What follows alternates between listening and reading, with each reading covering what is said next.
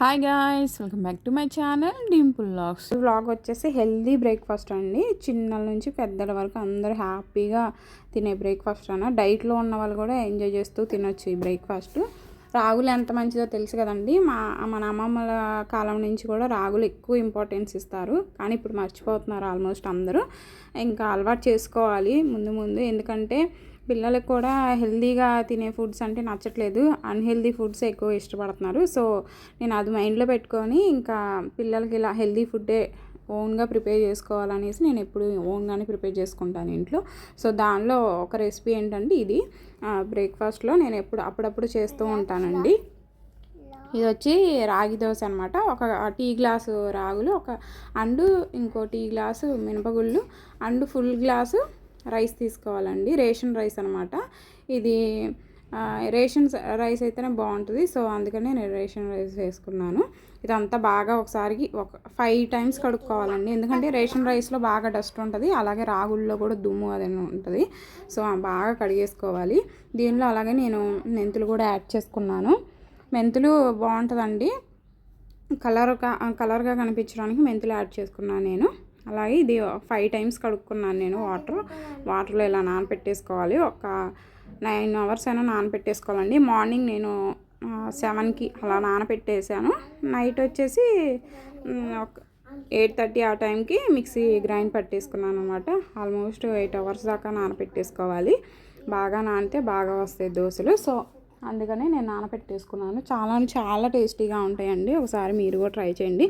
చిన్నపిల్లలు ఉన్న వాళ్ళకి మాత్రం ఇవి పెడితే చాలా బలం వాళ్ళకి. ఒకసారి మీరు కూడా చాలా మంచిది. నేను మా దేవానికి సెర్లాక్ టైంలో 6 మంత్స్ అప్పుడు నేను రాగి బాగా పెట్టేదాన్ని అనమాట. రాగి జావా అలా తయారు చేసి నేను ఓన్గా ప్రిపేర్ చేసుకునేదాన్ని. ఇంకా ఇది ధృవాంశకి కూడా అప్పుడప్పుడు తినిపించేదానికి. వాడికి పడేది కాదు రాగులు. సో ఇప్పుడు దోశలు ఇడ్లీలు వేసి పెడితే తింటున్నాడు. సో ఇది నేను చూసారు కదా, ఆల్రెడీ నానబెట్టేసుకున్నాను ఒక 8 అవర్స్. మళ్ళీ ఒకసారి వాష్ చేసేసుకుంటున్నాను. చూడండి, బాగా కలిపేసుకుంటే ఇంకేమైనా డస్ట్ ఉన్నా సో పోయిద్ది. సో అందుకే బాగా వాష్ చేసేసుకోవాలి. చూడండి ఎలా కలుపుతున్నాను నేను, అలా కలిపేసేయండి. అదేంటి రైస్ ఏమన్నా విరిగిపోయినా మనకు పర్లేదు, ఎందుకంటే మనం మిక్సీ పెట్టేసుకుంటాం కాబట్టి ఎక్కువ ప్రాబ్లం ఉండదు. ఇంకా రాగుల్లో ఏమైనా డస్ట్, రైస్లో ఏమైనా డస్ట్ ఉంటే ఒక 6 టైమ్స్ అలా మనం వాష్ చేసుకుంటే మొత్తం ఆ డస్ట్ అంతా పోయిద్దండి. సో నేను 5 టైమ్స్ మార్నింగే కడిగేసాను కాబట్టి ఇప్పుడు ఒకసారి కడిగేసాను. ఇప్పుడు ఇదంతా వాటర్ అంతా వంపేసి ఇంక రైస్ ఇలా పెట్టేసుకున్నాను. ఈ రైస్ని ఇప్పుడు మనం మిక్సీ జార్లో వేసుకోవాలి. నేను తక్కువ క్వాంటిటీ వేసుకున్నా కాబట్టి నేను మిక్సీలో పట్టేసుకున్నాను అండి. ఎక్కువ అయితే మనం గ్రైండర్లో వేసుకుంటే ఒక 3 డేస్ అయినా స్టోర్ చేసుకోవచ్చు.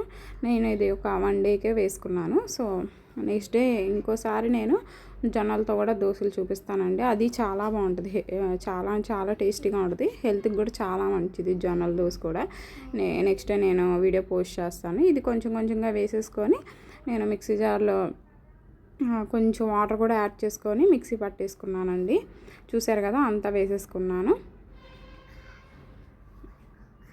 చూడండి ఎంత వచ్చిందనమాట. ఒక గిన్నెకి సరిపడా వచ్చింది నాకు. సో దీనిలో నేను సరిపడా వాటర్ యాడ్ చేసేసుకొని మూత పెట్టేసుకొని మిక్సీ పట్టేసుకోవాలండి. మెత్తగా గ్రైండ్ చేసుకోవాలి, ఎందుకంటే కొంచెం కచ్చాపచ్చగా ఉన్నా కూడా బాగోదు తినడానికి. సో చాలా సాఫ్ట్గా మిక్సీ పట్టేసుకోవాలి పిండి. చూడండి ఇప్పుడు మీకు చూపిస్తాను. కన్సిస్టెన్సీ ఇలా ఉండాలన్నమాట. అప్పుడు ఒదుగు కూడా వస్తుంది పిండి. చాలా బాగుంటుంది, టేస్టీగా, చాలా సాఫ్ట్గా అండ్ క్రిస్పీగా చాలా బాగుంటుంది. పైన వచ్చేసి క్రిస్పీగా ఉంటుంది, లోపల సాఫ్ట్గా ఉంటుంది దోశ. ఒకసారి మీరే చూడండి, లాస్ట్లో నేను వీడియో కూడా యాడ్ చేశాను దోశ వేసాక. పిండి అయితే ఇలా సాఫ్ట్గా ఉండాలండి కన్సిస్టెన్సీ. అసలు చూసారు కదా ఎంత క్రీమీగా ఉందో. సో ఇది నేను వేరే గిన్నెలోకి వేసేసుకుంటున్నాను. ఇదంతా వేరే సపరేట్ బౌల్లో వేసేసుకోవాలి.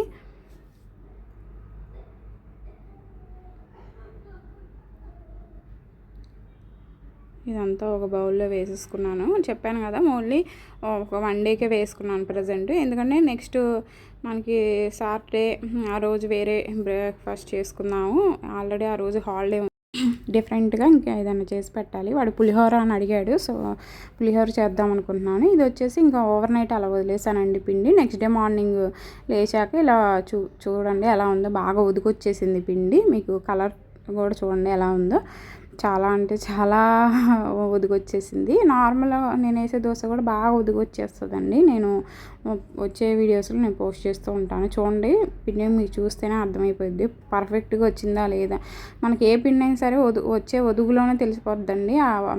దోస అయినా ఇడ్లీ అయినా ఏదైనా సరే ఆ పిండిని చూస్తేనే మనకు అర్థమైద్ది బాగుందనేసి. చూసారు కదా ఎంత సాఫ్ట్గా ఉందో పిండి కూడా. అలాగే ఒదుగు బాగా వచ్చేసరికి చాలా బాగుంది. ఇదంతా ఒకసారి నేను కలిపేసుకుంటున్నాను. మొత్తం ఒకసారి పైనుంచి కిందకి మిక్స్ చేసేసి దీనిలో సరిపడా సాల్ట్ యాడ్ చేసేసుకోవాలి. నేనైతే ఒక 1.5 స్పూన్ యాడ్ చేసుకున్నానండి.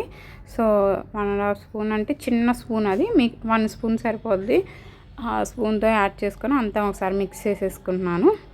మా దేవాంష్కి అయితే రాగి ఇడ్లీ ఫేవరెట్ అండి. నాకైతే రాగి దోశ నాకు చాలా అంటే చాలా ఇష్టం. మా సిస్టర్స్కి కూడా అలవాటు చేశాను. వాళ్ళు ఇప్పుడిప్పుడే అలవాటు చేసుకొని తింటూ ఉంటున్నారు. అందరూ తినండి, రాగులు అయితే చాలా మంచిది. మా ఇంట్లో అయితే మా హస్బెండ్ రాగి జావ అంటే చాలా ఇష్టం. రాగి అంబలి అంటారు కదా, తను బాగా ఇష్టంగా తాగుతారు. మా అత్త ప్రిపేర్ చేస్తారు, నాకు తెలియదు అది చేయటం. తనైతే బాగా చేస్తారు. ఇంకా అది ఎక్కువగా ఇష్టపడి తాగుతారు. సమ్మర్ టైంలో ఎక్కువ అదే అడుగుతారు. మా ఇంట్లో బ్రేక్ఫాస్ట్ అసలు చేయరు. ఇంకా మావయ్యను వాళ్ళిద్దరూ అదే చేస్తారు. ఇంకా ఇక్కడ వచ్చేసి నేను దోశలు వేసి చూపిస్తున్నాను చూడండి. ఈ దోశ ప్యాన్ వచ్చేసి ఐరన్ అండి. మేము ఇది వచ్చి తీసుకొని కూడా 2 ఇయర్స్ 3 ఇయర్స్ అవుతుంది. ఇంకా దాని మీద నేను వేసేసుకుంటున్నాను. ఇంకా చూసారు కదా ఎలా వేసుకుంటున్నాను రౌండ్గా. అలాగే ఒక గంటే వేసుకున్నాను నేను. దీని మీద కొంచెం లైట్గా గీ కానీ బటర్ కానీ యాడ్ చేసేసుకోండి. నేనైతే కొంచెం గీ యాడ్ చేసేసుకుంటున్నాను. గీ యాడ్ చేసేసుకొని ఒక సైడ్ బాగా కాలేదాకా వెయిట్ చేయాలి. 2 సైడ్లు కాల్చుకోవాలండి. ఒక సైడ్ చూసేసరికి మీకు అర్థమైంది చూడండి. చాలా అంటే చాలా క్రిస్పీగా ఉంటుంది దోశ. లోపల పై లేయర్ వచ్చేసి క్రిస్పీగా ఉంటుంది, మనం లోపల తింటూ ఉంటే సాఫ్ట్నెస్ అనేది ఉంటుంది అనమాట. సో మీరు కూడా ట్రై చేస్తారని అనుకుంటున్నాను. వీడియో కొత్తగా చూసారంటే ప్లీజ్ లైక్ చేయండి, కామెంట్ చేయండి, సబ్స్క్రైబ్ చేసుకోండి. అస్సలు స్కిప్ చేసుకోకండి. లాస్ట్ వరకు చూసారని నేను అనుకుంటున్నాను. నాకు ఛానల్ కొత్తగా స్టార్ట్ చేశానండి. ప్లీజ్ మీరు సపోర్ట్ చేస్తారని అనుకుంటున్నాను. చూసారు కదా దోశ ఎలా వచ్చిందో.